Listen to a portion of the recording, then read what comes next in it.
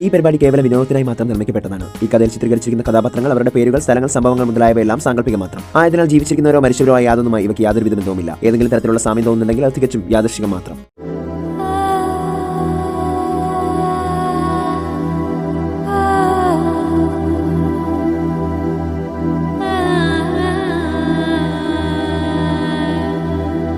അവിടെ മേഘ തന്നെയും കാത്ത് അക്ഷമയോടെ നിൽക്കുന്നുണ്ടായിരുന്നു.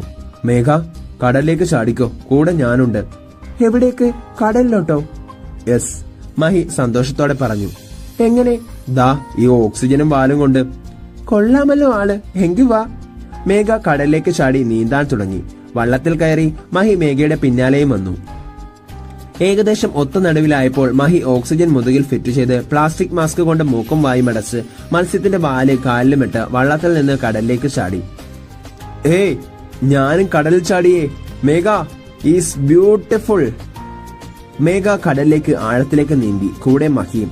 അപ്പോഴാണ് പെട്ടെന്ന് മഹിയുടെ അടുത്തേക്ക് ഒരു പാറ ഒഴുകി വരുന്നത് കണ്ടത്. അത് അടുത്തേക്ക് വരുന്നു. അയ്യോ! മഹി പേടിച്ച് കണ്ണുകൾ അടച്ചു. 2 മിനിറ്റ് ആയപ്പോൾ കണ്ണു തുറന്ന് നോക്കിയപ്പോൾ കണ്ടത് വലിയൊരു ആമയായിരുന്നു. അയ്യോ, ആമ! എന്റെ അമ്മേ, എന്തൊരു വലിപ്പം! അയ്യോ! അത് കേട്ട് മേഘ പൊട്ടിച്ചിരിച്ചു. ഒരു ആമയെ ഇത്ര പേടിയോ? പിന്നെ എന്റെ ജീവിതത്തിൽ ഇത്രയും വലിയ ആമയെ ഞാൻ കണ്ടിട്ടില്ല. മേഘയ്ക്ക് പേടിയൊന്നുമില്ലേ? കടലിൽ ജീവിക്കുന്ന എനിക്കോ? അയ്യോ, ഞാനത് മറന്നു. അവർ പിന്നെയും ഇത്തിരി കൂടി ആഴത്തിലേക്ക് വന്നു. കടലിന്റെ അഗാധതയിൽ കാണുന്ന വിസ്മയങ്ങൾ മഹി അത്ഭുതപ്പെടുത്തി. തന്റെ മുന്നിലൂടെ കൂട്ടമായി പോകുന്ന മീനുകൾ, ചെറുതും വലുതുമായ നിരവധി മീനുകൾ. So beautiful. മേഘ, ഒരുപാട് അത്ഭുതം തോന്നുന്നു. ഇത്ര ഭംഗിയാണോ കടൽ? അതെ, കരയിലെ കാണാ കാഴ്ചകൾക്കപ്പുറമാണ് കടലിലെ കാണാ കാഴ്ചകൾ. കടൽ ചതിക്കുമോ മേഘ? മനുഷ്യർ കടലിനെ ഉപദ്രവിച്ചാൽ കടലും തിരിച്ചു പ്രതികരിക്കും. ആ പ്രതികരണത്തിന് ഒരുപാട് ജീവൻ കടലിനെ സ്വന്തമാകും. പുഴയും മഴയും കടലിലേക്ക് ഒപ്പം മനുഷ്യർ തള്ളുന്ന വേസ്റ്റുകളും കടലിലേക്ക് പിന്നെ എങ്ങനെ പ്രതികരിക്കാതെ ഇരിക്കും?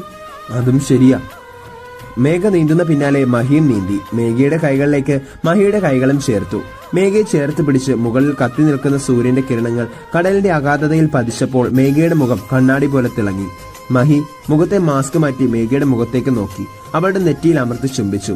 എന്തു തന്നെ വന്നാലും ആർക്കും മേഘയെ കൊടുക്കില്ല ഞാൻ. 1 മണിക്കൂർ കഴിഞ്ഞ് തിരികെ പോകേണ്ടതല്ലേ? വാ, നമുക്ക് കുറച്ചുകൂടി ചുറ്റാം. ഇരുവരും കൈകോർത്ത് കടലിനടിയിൽ നീന്താൻ തുടങ്ങി. അപ്പോഴാണ് പെട്ടെന്ന് മഹിയെ കൂറ്റൻ നാഗം ചുറ്റിയത്. അയ്യോ മേഘ! മേഘ നാഗത്തെ കണ്ട് ഞെട്ടി. വിക്രാന്ത്, നീയോ? മഹി വിട്. ഇല്ല, ഞാൻ പലവട്ടം നിന്നോട് പറഞ്ഞതാ, കരയിലെ മനുഷ്യനെ വിശ്വസിക്കരുതെന്ന്. നീ അനുസരിക്കുന്നില്ലല്ലോ. ഞാൻ മഹിയെ പ്രണയിക്കുന്നു, മഹി എന്നെയും. അത് കേട്ടതും വിക്രാന്തിന് അതിയായ ദേഷ്യം തോന്നി. മഹിയുടെ മേലെയുള്ള പിടിവിട്ടു. എന്നിട്ട് കടൽ തന്റെ വാൾ കൊണ്ട് ആഞ്ഞടിച്ചു. ആ ശബ്ദം നിലച്ചപ്പോഴാണ് മഹി കണ്ടത് ദൂരെ കുറെ കണ്ടാൽ പേടിപ്പെടുത്തുന്ന രൂപത്തിലുള്ള കൂറ്റൻ നീരാളികൾ. ഇന്നത്തെ ചോദ്യം: മഹിക്ക് ഓക്സിജൻ ബാഗും മാസ്കും നൽകിയത് ആരാണ്? A Mahesh, B Sathyan, C Shyam, D ഇവരാരുമല്ല. നിങ്ങളുടെ ഉത്തരം കമന്റായി പോസ്റ്റ് ചെയ്തോളൂ. മേഘ, എന്റെ ആജ്ഞ നിരസിക്കുകയാണല്ലേ? അതിനുള്ള ശിക്ഷ നീ അനുഭവിച്ചേ തീരൂ എന്ന് പറഞ്ഞ് വിക്രാന്ത് അലറി. ആ നേരം കൂറ്റൻ നീരാളികൾ മഹിയെ ഇറുക്കിപ്പിടിച്ചു. മഹിയുടെ ഓക്സിജനും മാസ്കും നീരാളികൾ വലിച്ചെടുത്തു.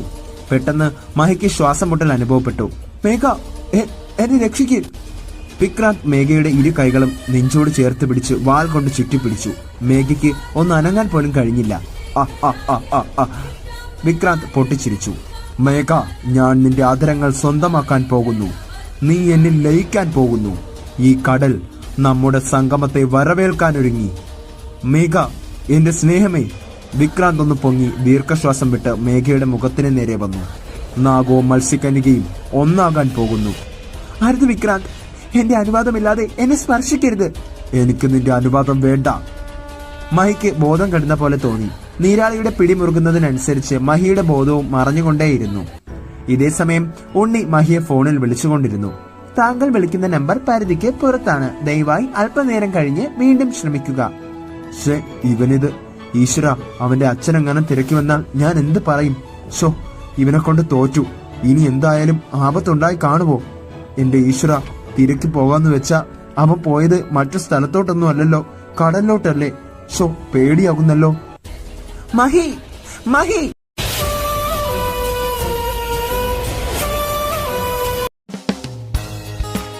ഞങ്ങളുടെ പ്രണയം സത്യമുള്ളതാണ്. എന്നെ രക്ഷിക്കാൻ ആരുമില്ലേ?